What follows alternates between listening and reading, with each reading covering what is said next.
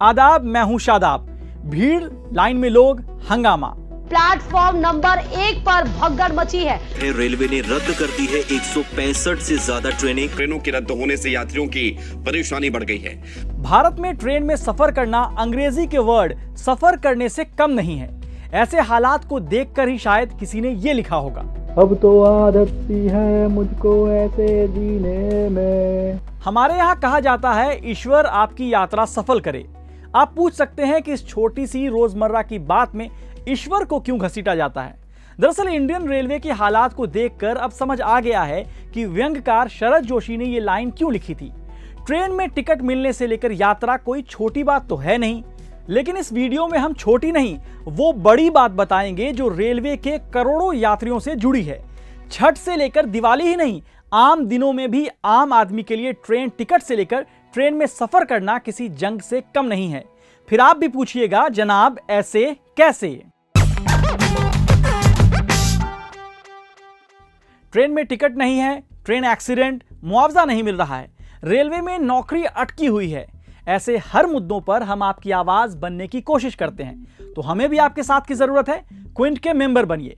Member बनने के लिए क्विंट की वेबसाइट पर जाइए या वीडियो के डिस्क्रिप्शन में जाइए। अब आप ये देखिए, 27 अक्टूबर 2024 मुंबई का बांद्रा टर्मिनस प्लेटफॉर्म पर गोरखपुर बांद्रा एक्सप्रेस आती है। उसमें चढ़ने के लिए यात्रियों के बीच भगदड़ मच गई।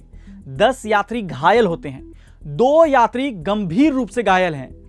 हर साल की तरह इस साल भी दिवाली छठ से पहले ट्रेन में टिकट नहीं, स्टेशन पर भीड़, ट्रेनों में बदइंतजामी।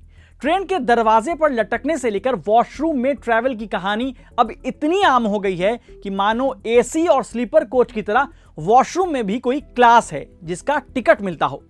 यह भीड़ क्यों है? आप अपनी स्क्रीन पर देखिए। 10 घंटे लेट, 11 घंटे लेट, 13 घंटे कोई ट्रेन लेट है, कोई 4 घंटे, कोई 5 घंटे। हाँ, ये अलग बात है कि हम अगर 3-4 घंटे देरी से पहुंचते हैं कहीं तो कहते हैं कि ट्रेन टाइमली ही तो थी, इतना देर तो होता ही रहता है। जी हाँ, शास्त्रों में इसे ही नियति मान लेना कहते हैं, डेस्टिनी। लेकिन क्या यह देरी सिर्फ फेस्टिवल के वक्त होती है? जवाब आंकड़ों से समझते हैं। आरटीआई एक्टिविस्ट चंद्रशेखर गौर ने रेल मंत्रालय से ट्रेन में देरी को लेकर सवाल पूछा था, जिसके जवाब में पता चला कि साल 2022-23 में 1,42,897 यात्री ट्रेनें देरी से चली, जिससे कुल 1,10,00,000 से ज्यादा मिनट बर्बाद हुए। आप इसे ऐसे समझिए कि एक साल में 5,25,660 मिनट होते हैं। उस हिसाब से देरी के कारण रेलवे को यात्री ट्रेनों का लगभग 14 साल का नुकसान होता है। सभी पैसेंजर ट्रेनों में से लगभग 17% देरी से चल रही थी। मतलब ट्रेन लेट सिर्फ फेस्टिवल के वक्त नहीं होता है, ये आम दिनों का भी प्रॉब्लम है। अब आपको ट्रेन कैंसिल का हिसाब किताब समझाते हैं। आपका वक्त और पैसा कैसे बर्बाद हो रहा है वो जान लीजिए।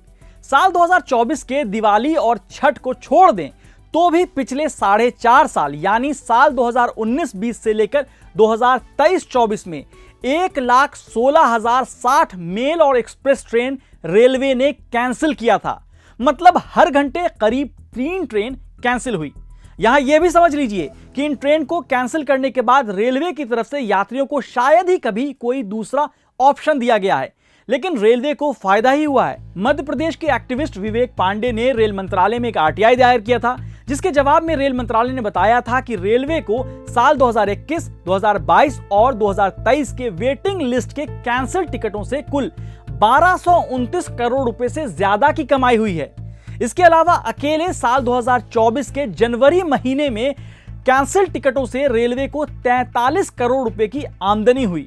एक दूसरे आरटीआई के जवाब में आईआरसीटीसी ने बताया था कि 1 अप्रैल से 30 सितंबर 2023 के बीच आईआरसीटीसी ने ट्रेनों में 1,45,00,000 से अधिक यात्रियों की बुकिंग की और टिकट बिक्री से 1,034 करोड़ की कमाई की।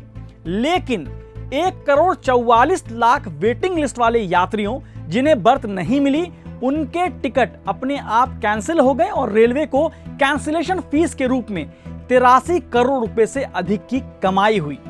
अब अगर आपकी ट्रेन कैंसिल हुई हो और उसके बाद रेलवे ने दूसरी ट्रेन फैसिलिटी दी हो तो हमें कमेंट बॉक्स में बताएं।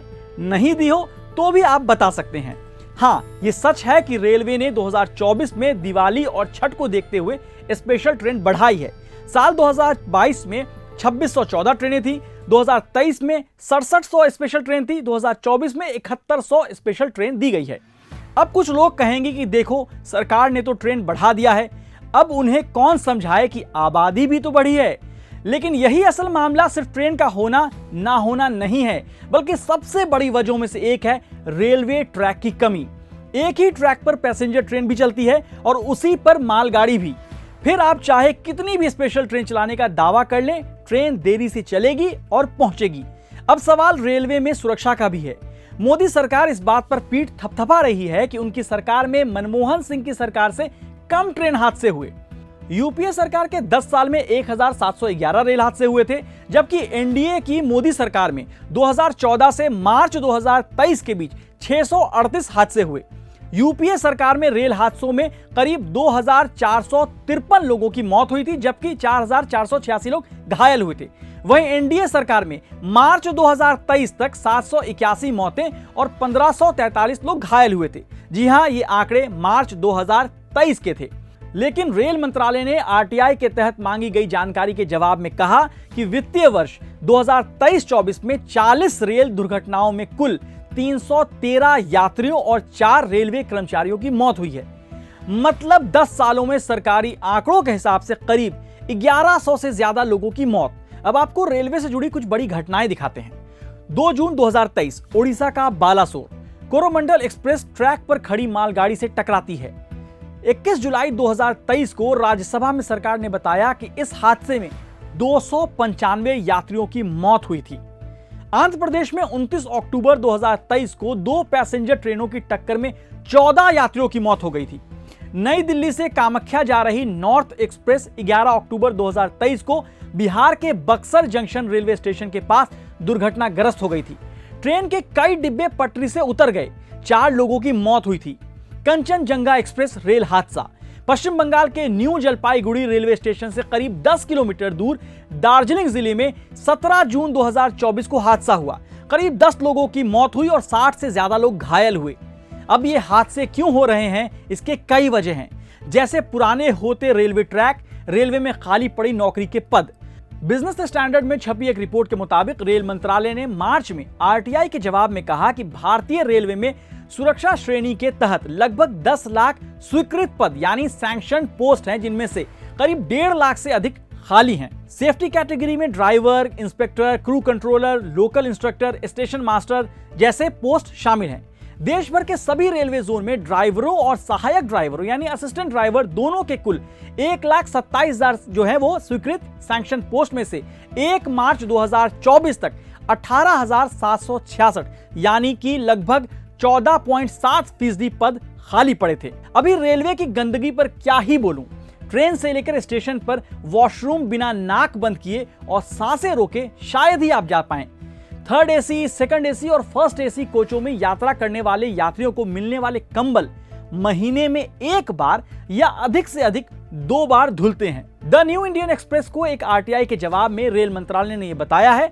इस अखबार ने लंबी दूरी की अलग अलग ट्रेनों के लगभग 20 हाउसकीपिंग कर्मचारियों से बात की, जिनमें से अधिकांश ने कहा कि कंबल महीने में केवल 1 बार धोए जाते हैं। कई लोगों ने कहा कि दाग या बदबू आने पर ही उन्हें अधिक बार धोया जाता है। तो कुल मिलाकर बात इतनी सी है, फेस्टिवल ही नहीं आम दिनों में भी रेलवे रुक रुक कर चल रही है। इसे सही बैलेंस गति की जरूरत है, नहीं तो हम पूछेंगे जनाब ऐसे कैसे।